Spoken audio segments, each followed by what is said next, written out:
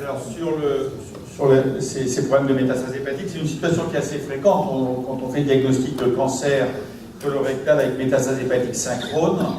On sait que le plus souvent, d'ailleurs, on découvre des métastases non résécables. Et le plus souvent aussi, c'est une tumeur qui est asymptomatique. Et aujourd'hui, il n'y a pas de recommandation stricte sur qu'est-ce qu'il faut faire sur ce cancer qui est découvert avec ces métastases. Alors, là, je parle de métastases hépatiques, c'est la question qui m'a été posée, non résécable, et j'ai envie de dire définitivement non résécable. C'est sûr que les résécabilités limites avec les nouvelles biothérapies qui peuvent faire basculer les patients dans la bonne case, ça existe, donc il faut être vigilant. Mais on parle ici surtout de gens qui ont des métastases non résécables et définitivement non résécables. Et là, il y a deux choses qu'il faut séparer, c'est les formes symptomatiques et les formes asymptomatiques. Alors si on commence par le cancer du côlon, un cancer du côlon symptomatique, douloureux, en occlusion, abcédé, c'est sûr qu'il va falloir le traiter. Donc là, il y a un consensus assez fort pour se dire qu'on n'a pas trop le choix, on va proposer un traitement chirurgical le plus souvent, puis on discutera la chimiothérapie après. Le vrai débat qui n'est pas simple, c'est le cancer totalement asymptomatique chez un patient qui a 25 métastases hépatiques, état général moyen. On sait qu'on ne pourra pas le traiter avec les curatifs. Est-ce qu'il faut faire de la chimiothérapie, ce qui est l'attitude logique et la plus consensuelle, mais est-ce que vraiment on en reste là définitivement ou est-ce que la chirurgie a sa place dans cette affaire-là? Alors ça repose à dire la question de dire finalement quel est le risque de traiter par chimiothérapie avec une tumeur en place, et de l'autre côté de basculer dans la question quel est le risque de la chirurgie avec ces palliatives. Alors si on regarde les risques de la complication de la tumeur primitive sous chimiothérapie, quelle que soit cette chimiothérapie, on voit que globalement il y a des risques. Il y a des risques de 15% à peu près de complications sous chimiothérapie et de chirurgie en urgence. Chirurgie en urgence qui est grevée d'une lourde mortalité, mais c'est des patients qui sont palliatifs, et donc ces chiffres-là existent, mais ce n'est pas un argument suffisant pour dire opérons plutôt que traiter par chimiothérapie. La deuxième chose, vous voyez, ces séries sous chimiothérapie, il y a 15 à 30% des gens qui vont développer une occlusion, et là encore, de 7 à 20% de chirurgie en urgence. C'est un peu l'histoire de ces tumeurs sous chimiothérapie. La seule chose qui est un peu embêtante, c'est que si on pouvait dépister les patients, si on pouvait sélectionner les patients qui vont avoir ces complications, qui vont nécessiter une mauvaise chirurgie en urgence, forcément, on pourrait les opérer et puis traiter les autres par chimiothérapie. Cette étude illustre le fait qu'il n'y a pas de critères prédictifs. Et donc, quand vous traitez les patients par chimiothérapie, eh bien, c'est un peu la loterie. Là, il y a à peu près 12-15% des patients qui vont être opérés en urgence, mais sans aucun critère prédictif. Alors, de l'autre côté, donc, c'est la chirurgie en urgence, ou la chirurgie palliative. Là, on avait fait une étude de PMSI sur un nombre important de patients en France qui montrait que clairement, vous avez une mortalité opératoire qui était encore à cette époque, en 2006, de 4% pour la chirurgie sans métastases synchrones. Dès qu'il y a des métastases synchrones, on a une mortalité qui augmente à 10%. Donc la chirurgie palliative a une mortalité globalement comme ça, qui est beaucoup plus élevée, et donc ça jouerait plutôt contre la chirurgie palliative. La deuxième chose, c'est que cette revue de la littérature, vous voyez, je vous disais 10% de mortalité, ça peut monter jusqu'à 16%. Mais il y a aussi de la morbidité infectieuse, des fistules, des complications. Et l'argument numéro un pour ne pas faire cette chirurgie, c'est le retard à la chimiothérapie. Même si la chimiothérapie ne va pas guérir le patient, on sait qu'elle va prolonger la survie. Et donc si on propose une opération qui retarde la chimiothérapie, finalement on a tout faux, et on aurait envie de dire il ne faut pas le faire. Mais c'est pas si simple que ça. C'est pas si simple que ça. Nous, on avait revu il y a une dizaine d'années nos patients qui avaient eu pour différentes raisons des résections palliatives de cancer du côlon ou cancer du rectum avec des métastases non résécables. Finalement, on avait observé une mortalité qui n'était pas très élevée à 1 mois, mais qui était de 28% à 3 mois. Donc ça commençait à être très important. Et ce qui était intéressant, c'est qu'on avait vu une analyse multivariée qui avait réussi à montrer, et on n'est pas les seuls, que tous les patients n'étaient pas exposés au même risque de mortalité. Et finalement, les patients âgés de plus de 75 ans ou avec bilan hépatique anormal, c'est-à-dire une énorme masse tumorale intrahépatique, c'était les pires, et c'était probablement ceux qu'il ne fallait pas opérer. Et ça, c'est illustré par d'autres études. Vous voyez l'étude de 2011 sur cette même question des colectomies palliatives. Si on regarde globalement à la louche, on va dire 9% de mortalité, c'est ce que je vous ai dit tout à l'heure. Mais en fait, il y a deux groupes. Il y a des groupes à 2,5% et il y a un groupe à 23%, uniquement sur l'état de la maladie et l'état du patient. Et vous avez cette méta-analyse, où ils ont repris d'ailleurs notre papier, cette méta-analyse récente, qui clairement démontre que la chirurgie, si elle se discute chez certains patients, elle est formellement contre-indiquée chez les patients de plus de 75 ans, avec des taux d'ACE très élevés, avec une atteinte hépatique très importante. Chez ces gens-là, très probablement et de manière définitive, il ne faudra pas faire des colectomies palliatives. Par contre, si on sélectionne les patients, si la chirurgie s'améliore, vous voyez que cette mortalité, la fameuse de 10%, elle est aujourd'hui, dans une période plus récente, à 2,7%.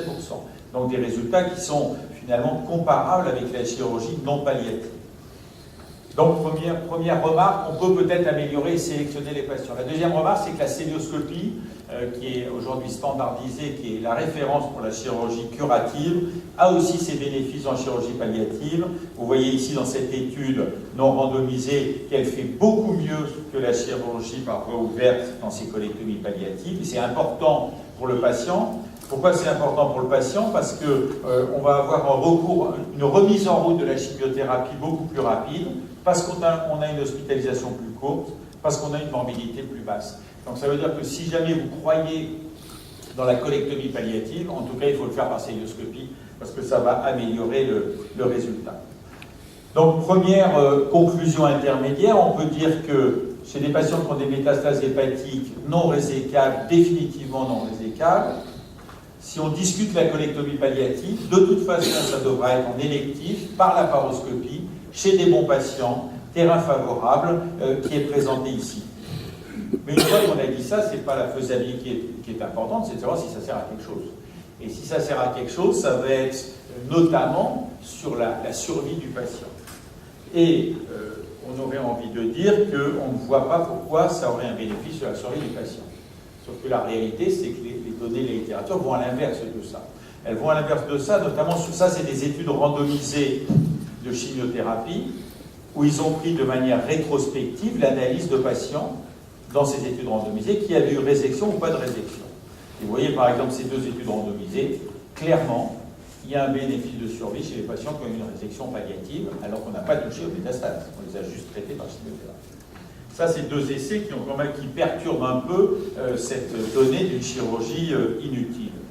4 autres essais randomisés français de chimiothérapie, avec des grosses populations de patients, résection par résection, et à chaque fois, vous avez exactement la même chose, un bénéfice de survie chez les patients qui ont une colectomie palliative. Il y a même d'ailleurs des analyses de sous-groupes qui montrent clairement et qui va exactement dans le sens de ce que je vous ai déjà dit, un taux d'ACE beaucoup trop élevé, aucun bénéfice de la chirurgie, un taux d'ACE pas trop élevé, et donc probablement pas trop de métastases hépatiques, la chirurgie palliative a un bénéfice sur la survie des patients. Et vous voyez ici une méta-analyse qui est sortie en 2010, qui montre un bénéfice de survie de 6 mois dans cette méta-analyse. C'est peut-être pas important pour des patients curatifs, mais en palliatif, 6 mois, évidemment, c'est tout à fait significatif. Alors, il faut reprendre le papier le plus important, la population la plus importante qui a été publiée dans Annals of Surgery sur 37 000 patients aux États-Unis, montre deux choses. La première chose, c'est qu'on fait de moins en moins de chirurgie palliative aux États-Unis et on fait de plus en plus de chimiothérapie, ce qui est une évolution assez classique. Mais parallèlement à ça, malgré cette tendance, la chirurgie, quelle que soit la période, s'améliore avec le temps, fait beaucoup mieux si on a enlevé la tumeur que si on n'a pas enlevé la tumeur. Donc, même s'il n'y a pas d'études randomisées, on a vraiment l'impression qu'il y a une tendance à améliorer le pronostic. Comme déjà, je crois que ça a déjà été montré dans d'autres tumeurs, dans le rein, dans le sein, il y a des papiers qui montrent ça, que la biologie de la tumeur primitive va impacter finalement sur les métastases à distance, et si on l'enlève, ça peut changer l'histoire naturelle de la lésion et du patient. Et d'ailleurs, la conclusion de cette étude, qui est la plus grosse étude, il disait que le dogme de ne pas opérer une tumeur asymptomatique palliative va peut-être changer parce que peut-être qu'on améliore quand même le pronostic global de ces patients. Ça, c'est un papier qui est sorti dans JAMA Surgery, qui est une grosse revue chirurgicale, qui montrait exactement l'inverse de ce que je vous ai dit dans les 15 dernières diapositives. Donc c'est pour vous dire que le débat, il n'est pas simple, puisqu'ils se sont rendus compte que la courbe du haut, c'est la courbe de chirurgie qui diminue avec le temps, ce que je vous ai dit tout à l'heure.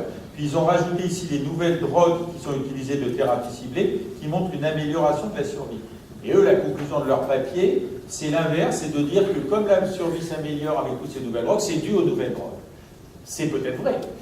C'est peut-être vrai. Mais c'est vrai que les comparaisons résection, non-résection sont, à mon avis, plus pertinentes que ça.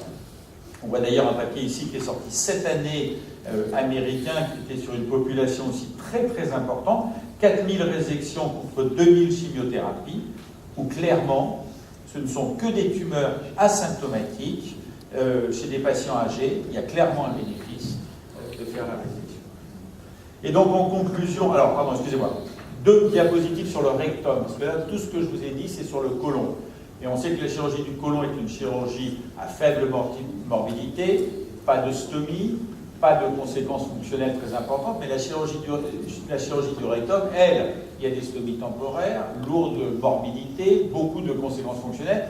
Donc si en plus on parle dans la chirurgie du rectum d'être palliatif, là ça effraie encore plus le chirurgien de proposer une chirurgie palliative du rectum.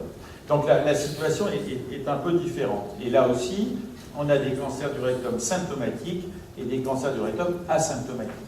Si vous avez un cancer du rectum qui est asymptomatique, pendant longtemps, on a dit que le meilleur traitement, c'est de faire de la radiothérapie puis une exérèse palliative.